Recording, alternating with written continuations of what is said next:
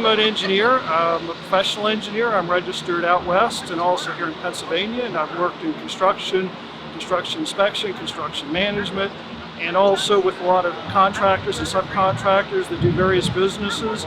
And we don't experience it here in Pennsylvania, but when you go out west, where there's a lot, especially the more liberal western states, there are a lot of illegal immigrants that are working jobs that used to have American employees. And what ends up happening is you get a contractor that goes out and gets illegals, pays them next to nothing, doesn't have to worry about safety or worry about them complaining, and then he goes out and bids jobs at a much lower rate, and that causes a ripple effect throughout, the contracting society, where that forces his competitors to either then hire illegals themselves or not have business or go out of business. And you sort of see that it's driven out Americans out of a lot of jobs, that they used to have, because that's the only way that, these subcontractors can bid against other people that actually use them. So yeah, I've seen it. It's not so much in Pennsylvania, luckily, so far, but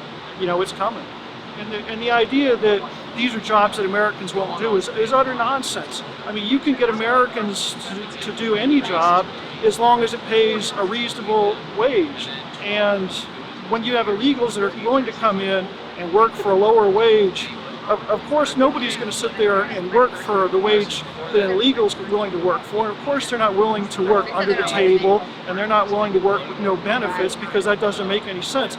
But that's what illegal immigration does, is it lowers the bar. But if employers were punished, if illegals were sent home, if they created the proper business environment and legal environment such that employers were afraid to hire illegal immigrants, then you're darn right they would hire Americans, and Americans would do those jobs, because Americans did those jobs for the past 150 plus years.